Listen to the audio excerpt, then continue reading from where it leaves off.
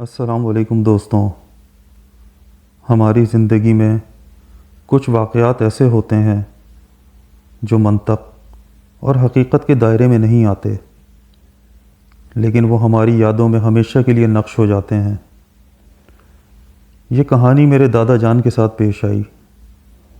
ایک ایسی رات جب اندھیرا صرف راستے پر ہی نہیں بلکہ ان کے دل میں بھی پھیل چکا تھا، مگر پھر ایک آشنا آواز نے انہیں پکارا، اور جو کچھ آگے ہوا وہ انسانی فہم سے بالا تر ہے۔ یہ پاکستان کے ایک دیہات کی بات ہے جہاں میرے دادا حاجی رشید رہا کرتے تھے۔ وہ اکثر قریبی قصبے حسن پور جاتے تھے جو ان کے گاؤں سے 15 کلومیٹر دور تھا۔ وہاں ان کا کاروبار تھا اور وہ صبح سویرے نکلتے اور شام ڈھلے گھر واپس آتے، مگر ان دنوں دیہات میں زیادہ بجلی نہیں ہوا کرتی تھی، اور اگر رات ہو جاتی تو راستے گپ اندھیرے میں ڈوب جایا کرتے۔ میرے دادا گاؤں کے معزز اور خوشحال لوگوں میں شمار ہوتے تھے۔ انہوں نے بہت سے ضرورت مندوں کی مدد کی تھی، جن میں ایک غریب کسان رحمت علی بھی تھا۔ رحمت علی نے اپنی بیٹی کی شادی کے لیے دادا سے بڑی رقم ادھار لی تھی۔ وہ ہمیشہ ان کے احسان مند رہتے اور دل سے ان کی عزت کرتے تھے۔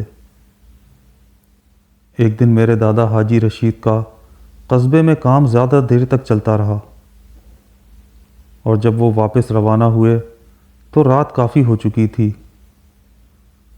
اندھیرا ایسا تھا کہ ہاتھ کو ہاتھ سجھا ہی نہ دیتا تھا۔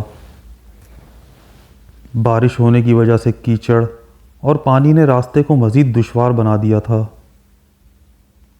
گاؤں کا راستہ سنسان اور ویران تھا، نہ کوئی چراغ اور نہ کوئی آواز۔ میرے دادا راستہ بھٹک چکے تھے۔ جتنا آگے بڑھتے اتنا ہی راستہ الجھتا چلا جاتا۔ ہر طرف سناٹا اور عجیب سا سکوت تھا، جیسے کچھ ان کا انتظار کر رہا ہو۔ دل میں ایک انجانی سی بے چینی ہونے لگی۔ راہ میں کہیں دور الو کی آواز سنائی دی، اور پھر ہوا میں سرسراہٹ سی محسوس ہوئی۔ میرے دادا نے محسوس کیا کہ جیسے کسی کے قدموں کی آہٹ ان کے پیچھے آ رہی ہو، مگر جب وہ رک کر سنتے تو ہر چیز خاموش ہو جاتی۔ پھر اچانک ایک مانوس سی آواز نے پکارا، حاجی صاحب، آپ کہاں جا رہے ہیں؟ رکیں، میں آپ کو راستہ دکھا دیتا ہوں۔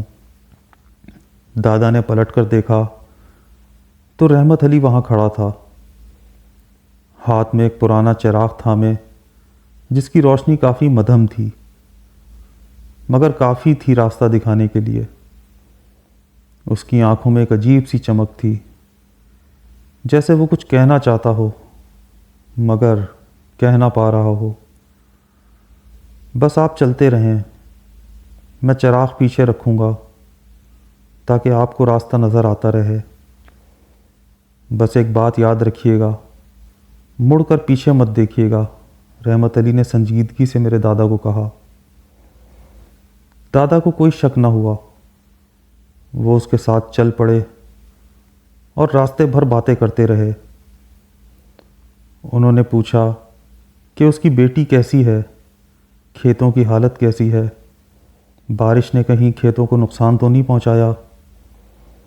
رحمت علی ہمیشہ کی طرح دھیمی آواز میں جواب دیتا رہا، مگر دادا نے محسوس کیا کہ اس کی آواز میں ایک عجیب سی اداسی ہے۔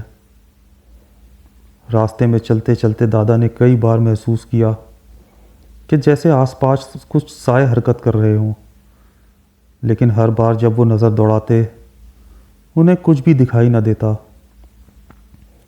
یوں ہی چلتے چلتے وہ گاؤں کے قریب پہنچے تو رحمت علی وہاں رک گیا اور کہنے لگا، حاجی صاحب، میں اب مزید آگے نہیں جا سکتا، میرا راستہ یہیں ختم ہوتا ہے، آپ اپنا خیال رکھیے گا۔ یہ کہہ کر وہ دھیرے دھیرے اندھیرے میں گم ہو گیا۔ دادا نے چند لمحے رک کر اسے دیکھنے کی کوشش کی، مگر وہ کہیں نظر نہ آیا۔ وہ خود کو سنبھالتے ہوئے آگے بڑھے، گاؤں میں داخل ہوئے تو دیکھا کہ کچھ لوگ ایک جگہ جمع ہو کر سرگوشیوں میں باتیں کر رہے تھے۔ میرے دادا نے ان سے پوچھا کہ کیا ہوا؟ ایک شخص نے گہری سانس لیتے ہوئے کہا، رحمت علی آج صبح انتقال کر گیا تھا، شام کو اس کا جنازہ ہو گیا ہے۔ میرے دادا کی ٹانگوں سے جیسے جان ہی نکل گئی۔ ان کے کانوں میں رحمت علی کی آواز گونجنے لگی کہ بس حاجی صاحب آپ آگے چلتے رہیے، مڑ کر پیچھے مت دیکھیے گا۔ پسینے میں شرابور دادا نے اپنے قدموں کی طرف دیکھا اور پیچھے راستے کی طرف۔ وہاں کیچڑ میں کسی کے قدموں کے نشان نہیں تھے سوائے ان کے اپنے۔ دادا کا بدن لرزنے لگا اور وہ سوچنے لگے کہ اگر رحمت علی کا انتقال ہو چکا تھا تو وہ کون تھا جو انہیں راستہ دکھا رہا تھا؟ کیا یہ کسی نیک روح کا کرم تھا، یا کسی اندیکھے وجود کی مداخلت، یا شاید رحمت علی نے مرنے کے بعد بھی اپنا قرض چکایا تھا؟ کبھی کبھی کچھ رشتے موت کے بعد بھی باقی رہتے ہیں، کچھ قرض ایسے ہوتے ہیں جو زندگی کے بعد بھی ادا کیے جاتے ہیں۔ میرے دادا حاجی رشید کو راستہ دکھانے والا رحمت علی تھا، یا اس کی بے چین روح؟ شاید کچھ سوال کبھی جواب نہیں پاتے، مگر ایک بات تو طے ہے کہ اس رات جو ہوا وہ کسی معجزے سے کم نہ تھا۔ تو دوستوں، یہ تھی آج کی کہانی۔ اگر آپ کو یہ کہانی پسند آئی تو اسے لائک کیجئے، کمنٹس کیجئے اور شیئر ضرور کیجئے، اور ساتھ ساتھ ہمارے چینل کو سبسکرائب کرنا مت بھولیے تاکہ آنے والی نیکسٹ ہارر اسٹوریز آپ کو وقت پر ملتی رہیں۔ جب تک کے لیے اپنا بہت خیال رکھیے گا۔ ملتے ہیں آپ سے نیکسٹ ویڈیو میں۔ اللہ نگہبان۔